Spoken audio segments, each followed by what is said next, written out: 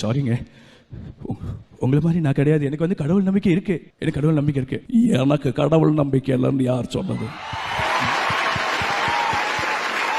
எப்பத்திலிருந்து உங்களுக்கு கடவுள் நம்பிக்கை வந்துச்சு? எனக்கு ரொம்ப நாளாக ஆச்சு எனக்கு கடவுள் நம்பிக்கை வந்து. அப்படியா? அப்ப யார் கடவுள்? யார் கடவுள்?